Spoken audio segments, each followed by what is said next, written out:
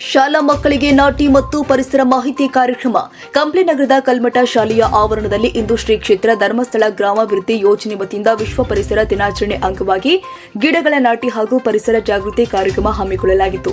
ಕಾರ್ಯಕ್ರಮಕ್ಕೆ ಚಾಲನೆ ಕೊಟ್ಟು ಮಾತನಾಡಿದ ಕಂಪ್ಲಿ ತಾಲೂಕಿನ ಯೋಜನಾಧಿಕಾರಿ ಹಾಲಪ್ಪ ಎಂ ಅವರು, ಶಾಲಾ ಆವರಣದಲ್ಲಿ ಗಿಡವನ್ನ ಬೆಳೆಸಬೇಕು. ಎಲ್ಲ ವಿದ್ಯಾರ್ಥಿಗಳು ಗಿಡಗಳ ಸಂರಕ್ಷಣೆ, ಮನೆಗೊಂದು ಮರ, ಊರಿಗೊಂದು ವನ, ಹಸಿರು ಉಸಿರು ಎನ್ನುವ ವ್ಯಾಖ್ಯೆಗಳನ್ನು ನಿಮ್ಮ ಜೀವನದಲ್ಲಿ ರೂಢಿಸಿಕೊಳ್ಳಬೇಕು ಎಂದರು.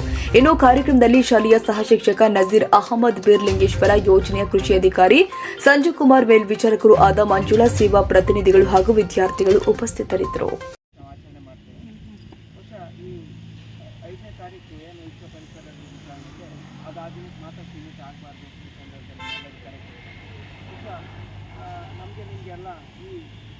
ಗೊತ್ತಿರುವ ಹಾಗೆ 2019-20 ಕೊರೋನಾ ಬಂದಂಥ ಸಂದರ್ಭದಲ್ಲಿ ಈ ನಮ್ಮ ಗಿಡಗಳು ಇವು ನಮ್ಮ ಮಕ್ಕಳು, ಇದನ್ನು ನಾವು ದತ್ತು ತಗೊಂತೀವಿ, ಅವುಗಳನ್ನು ನಾವು ಕಾಪಾಡೋ ಜವಾಬ್ದಾರಿ ನಮ್ಮದು. ಹೌದಾ?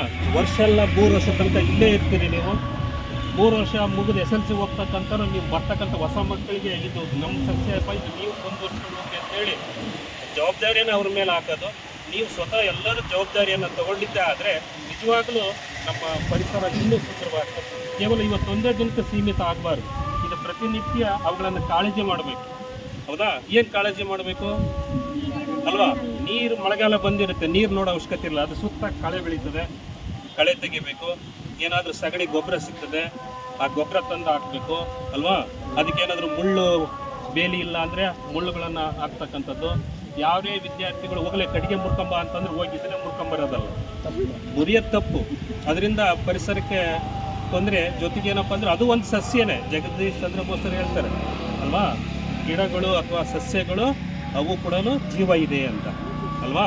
ಹಾಗಾಗಿ ಆ ಜೀವ ತೆಗೆಯೋ ಹಕ್ಕು ನಮ್ಮ ಯಾರಿಗೂ ಇಲ್ಲ. ಹಾಗಾಗಿ ನೀವು ಇವತ್ತು ಧರ್ಮಸ್ಥಳ ಮಂಜುನಾಥ ಸ್ವಾಮಿ ಅವರ ಒಂದು ಮಾರ್ಗದರ್ಶನ ಮೇಲೆ ಇಲ್ಲಿ ನಾವು ಗಿಡ ನೆಡ್ತಾ ಇದ್ದೀವಿ ಅಂದರೆ ಆ ಗಿಡಗಳನ್ನು ಕಾಪಾಡ್ತಕ್ಕಂಥದ್ದು ನಮ್ಮೆಲ್ಲರ ಹೊಣೆ, ನಮ್ಮೆಲ್ಲರ ಜವಾಬ್ದಾರಿ. ಹಾಗಾಗಿ ನೀವೆಲ್ಲರೂ ಪ್ರಮಾಣ ಮಾಡಬೇಕು. ಗೊತ್ತಾಯ್ತಾ? ಉಳಿಸ್ತೀವಿ ಬೆಳೆಸ್ತೀವಿ ಅಂತ ಹಾಳು ಮಾಡಬಾರ್ದು. ಹೌದಾ? ಹಾಗಾಗಿ ರಜಾ ಅವಧಿಯಲ್ಲಿ ಹೆಂಗೆ ಸಾರ್ ಅಂತೀವಿ, ರಜಾ ಇಲ್ಲಿ ಅದು ಸುತ್ತ ಅಕ್ಕಪಕ್ಕ ಓಣಿಯಲ್ಲಿ ಓದ್ತಕ್ಕಂಥ ವಿದ್ಯಾರ್ಥಿಗಳು ಇರ್ತೀವಿ.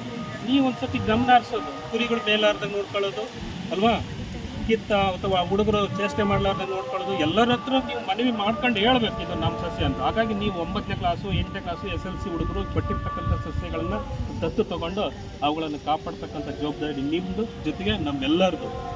ಹಾಗಾಗಿ ನಾವೆಲ್ಲರೂ ಕಾಪಾಡೋಣ, ಪರಿಸರವನ್ನು ಉಳಿಸೋಣ, ಗಿಡ ಮರಗಳನ್ನು ಬೆಳೆಸೋಣ.